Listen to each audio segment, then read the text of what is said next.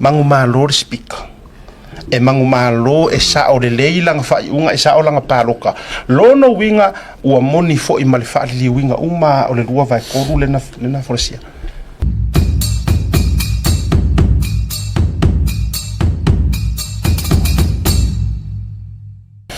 Ka kobo sao ai le matou whaatara noanga. Ai la matou mua ona o le breaking news le fo asau mai Samoa le fele silava. Ia ona o ilo le malolonga a fo I malolonga fa feilo ai. Ia le fionga le tamaita I faipule wa fea lunga o le tatou proclame le nei fiafi. Ai si matou atu mua le o wasau le tali sauni lau sunga le loia le ajaua. Ua kali le melenga pisa I kulepa. Yeah. Ai ua leva na whaano manu wai I matou. E tali tonu malava I le whaavai ma le whaamanino ino le whaavai. Ma e aro lo mongi I kumalo ngā pāroka mai. Manumalo le Speaker. E Manumalo e sao le leilanga whaiunga e sao langa pāroka.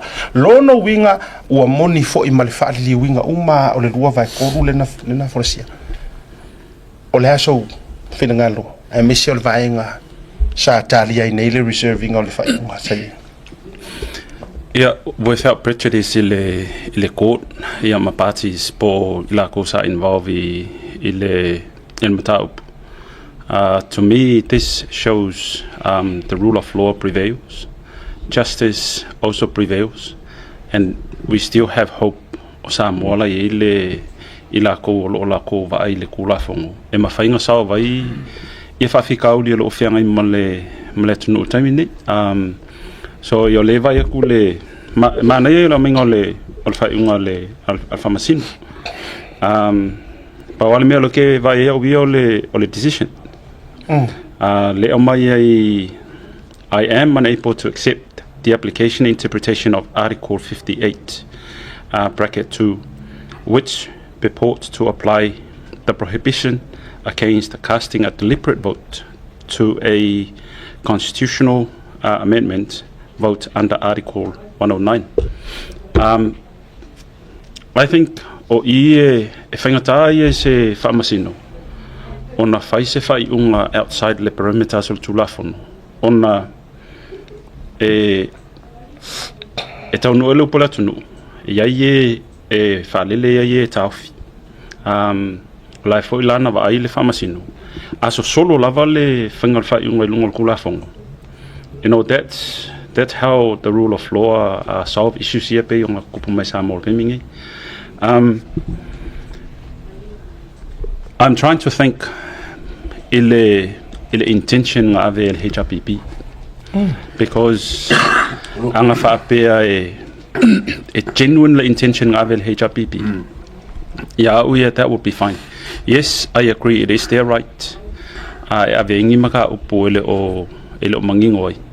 Ile afangi whamasingonga mai se whamangingonga le lau whamangingonga mal kulafong le whamangingonga mal whamasingonga ile positions al whamasingonga mal lako whawinga inga o le vaenga lima valu o kula o le whaavaele ngā vele lako whaikionga o le mea o ke vaai e pea o wiama as a lawyer a wha pea o lai e yengi kulafongo that caused a lot of doubt po lai fo e wha le mangingo mai. O le ngaluenga konguanga le al Parliamentary. E kama whai keu kula fongo ia. For so long, 40 plus years, au i HRPP le whainga malo, they never really want to change things a law. E a fia ila ko. And that's where I can see people try and use ia lea kongu. Position of power, e serve ile lako personal interest. Instead, awa pe o le ia le mafo fau e alu nga lue fa faipule nga lue fa miska pe fa palimia fo. It's not about you, it's the people who elected you to that seat. And aka ko va ai ngi le process le e o ikaka e afang e contest your seat. You're not sitting in front of a panel, you're not sending your resume or even your applications to someone to be considered for the role. Oi, waku o lunga lo lima, ma e fai aku le kumalo. I want to be considered as your representative in Moka Fongo Samoa. So in that process, e lema whainga e fosia kangaka.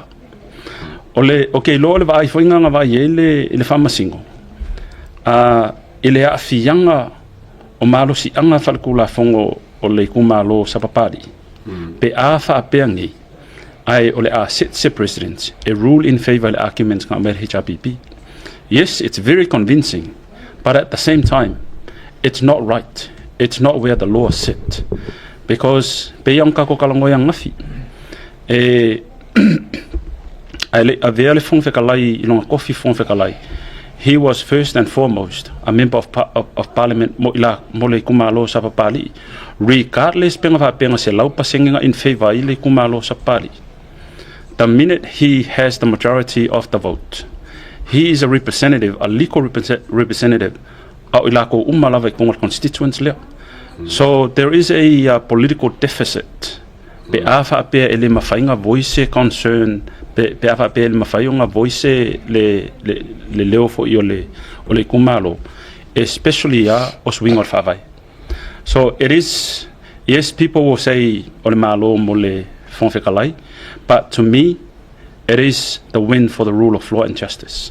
Malo fa tai la silia on fa population silia le sungale atawa mo fasale anga tolu ina ia manino fo wa ye masafu tula fai ma na inisi of yo anga o ye so fasale anga tolu so ole ala e ono mo faila ona o fa pe atu lo sungale li loia o ole unga le wa mai ole unga foila le e ono tula i mai emotions nei tau fa ya to remove ile fon vitale wa walanga ole fa mo ole emotion lena fa mai fia me ma la tau vaenga e remove el fong vitalai onga fa mai fa ku au wa paloka sa le ka onga vote le la o speak le o tali mai la le fa msingo sidi ma interpretation ale fa masinonga le ai la se lono winga la o kongi ai fo ila ifa fo mangi ka por pulenga mangi ma motion e tau remove ai for fong vitalai o ki ai ma fa sila ngari mongi deng fa sila la ko fong vitalai fo ma la to finga fo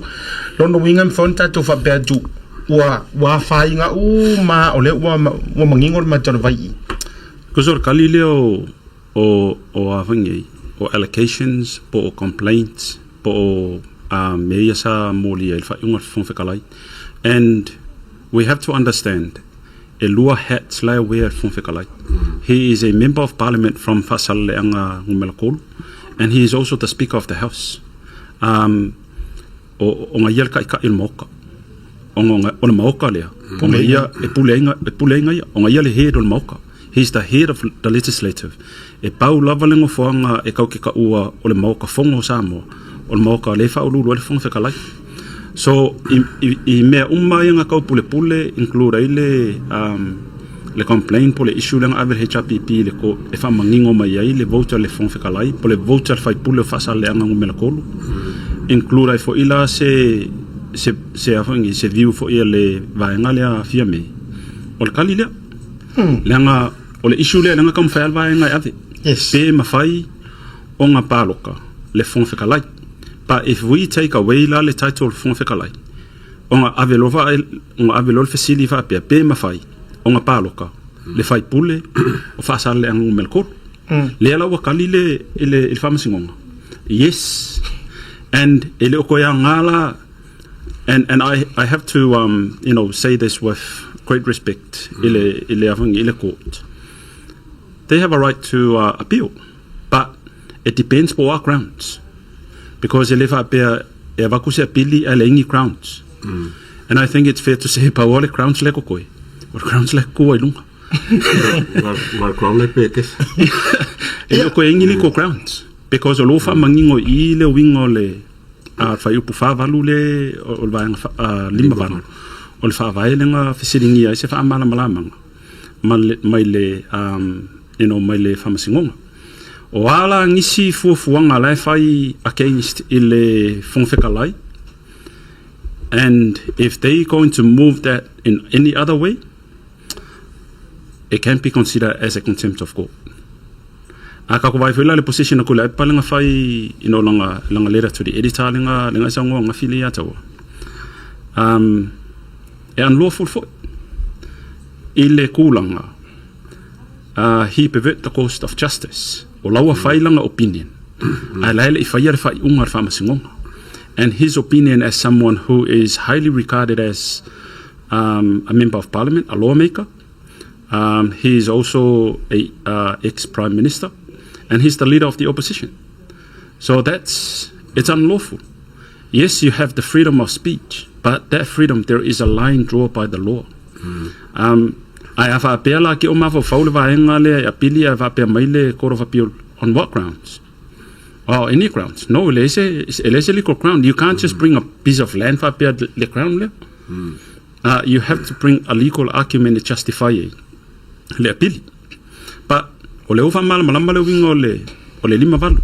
So ingisi la fuanga e ofela pen melenga sangwa le announcement al HRPP amilenga fai ila kufunga that can be classified as a treason. You know, and we talked about le treason before. For life in prison. Ya kea ulaya. Kuila epa ilanga letter to the editor linga express ilanga view mga famakalanga linga fai he could have shaped in a way. Ele loa ko kangaka specifically ya olai ngake attacking le famsing sili. But that is wonga fa saying ile wonga kama fai influence le famsing ai lai fe fa inga famsing. O le sila vaenga le atomo manatu. Ele o te taula na minoi le legal team I unfast majority. Le lo la utala. O le o mo wa te sa ngo ngai make o ground. Le la o mo wa ground. Wa ka lo fai wa ka so ya fa sila ngali mongi. Wa ka fai se fo ngai la tu. Wala ngale la o fa ta o to mai le ungo la ngadia. Ele ai se vai ngai ma fai fu o lai fa lai yo ya lai aleu le paro ka ale lai longo winga la ko ka pulpulenga man tu mai fo ile a sa uni le to o me inga fam kala di mongi o plan ya way before ile me len kupu longo winga mo le fa fa ka pulpulenga so now they will find reasons wa ka mo lia la va ngai. And it's not the first party's lawyers. It should be the Attorney General. Le law society, you know, any issues, especially our issues in quite affect the constitutions. The law society can be a party. Protect the kula fong. Avise la ko opinion. Le lawyer sili. Pe ave fa advice for la ko opinion le lawyer sili. Ole announcement lang fai elimong. 24/7 you are a member of parliament. And when you make such announcement, either officially or as a joke or banter or whatever you call it, it can be considered by someone who is not a lawyer or someone who's very, you know, a lay person in the society.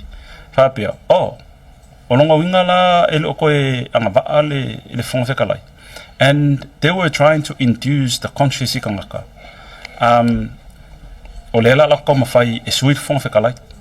And they deliberately did this. The announcement there. Ele kami ole ka kier maka upu ole yele lako intention e abele fong fekala ile afangi famasingonga il fa unga fong fekala vote.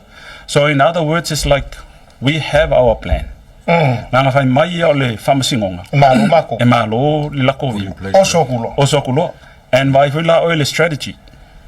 Na uma faile announcement. And 2 days ago, I filed a decision al Famasingo. I filed a letter to the editor, which is like Oleka Mafaya induce le pressure in le Famasingo, Marfamasingo Sili. If I live unga mele mokimanga oi, ko esirkula fongo pa falongo mai.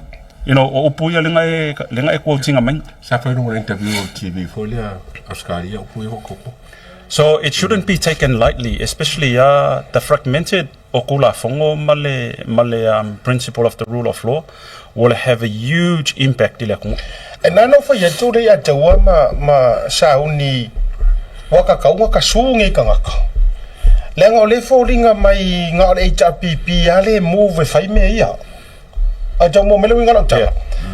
Ngal HRPP ale PCP fa mai mo kai mi. At least they are making an effort o le ka ngo fo ile liko team whether or the attorney general whether or whoever is going to do somebody has to come up and do counter su mafai ngai me walanga o le la pe ya rupi ko kasi sia ka ko wa mio e foringa mai o e pe foringa pe ya wa ngai le skai le fai ngai kai minger fenga malo pe yor ka kala ya oranga ve avi ko se le lena foi le e ngofo le fai ya o sa o ya kafa ai pa wala me la fai ngalo ave ave mai turn right turn left ai ka mo le o ngal passing ngalo le sengi kai va penga umal mele ku punge le minority governments mal HRPP ko sa o le ka fe kuli le HRPP makele cases pai le fai e fa mo Amo foi kau ke ko fawinga fa mai sei umar paloka maybe o wala lea engongo foi la uri ere ko entai tongi paloka o moria ma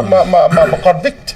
These charges are not when we talk about they are not civil, they are criminal. Pervert the course of justice is a criminal charge.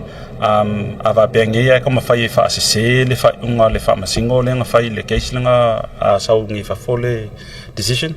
That is a contempt of court. Ava ifoila ye ava ingi le strategy nga fa nga va nga malako announcement.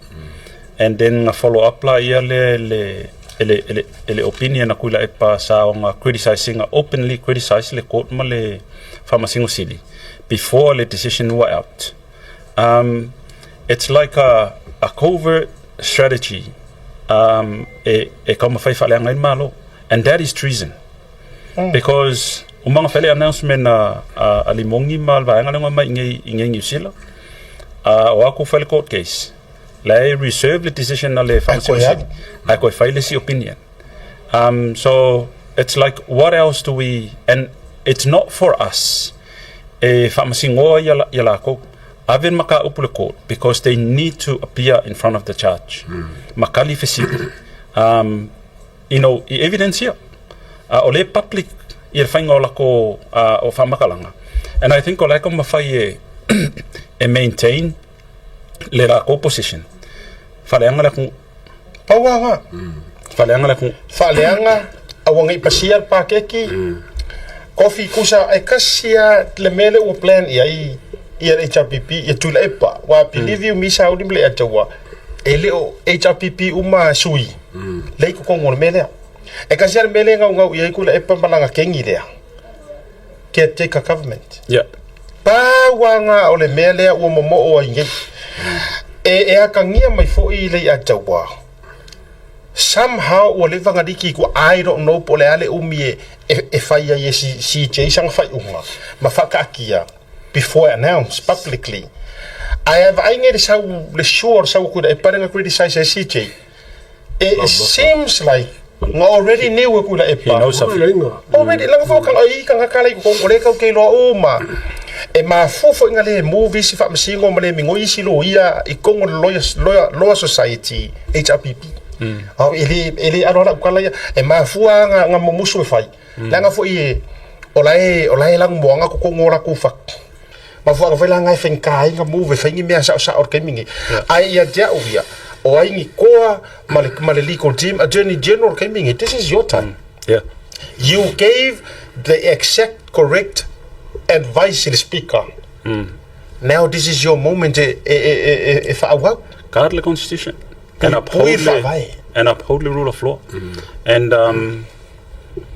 I think ongenga makango from masisi lawyer ava pe yese engi lawyer lelo ke lo inga o lai fai ko inga messe fa pe especially law society in New Zealand any major issues avanga involve el parliament male public pe foi la issue le ko addressing o avanga o principle of treaty of Waitangi nga fai le opinion law society le anga manga o mia ila ko ia lunga le solicitor general New Zealand e kakaunga maintain le integrity or kulafongo e ma lepe lo le integrity or kulafongo so mai la usoi what we will be looking at next is civil unrest because la le ai fo isima malu o leo ma se malu si anga o ko ilima o leo e kama fai ki pela ko in harmony so ya kia ula e ka ua ia pe afa pe va ai le loya sili I wouldn't take if someone says, "Oh, that was a joke," the announcement announce HRPP le la ko.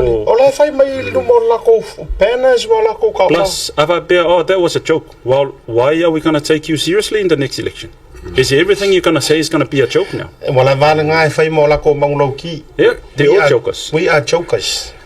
Porque como hay mucho más sucia que ese joke.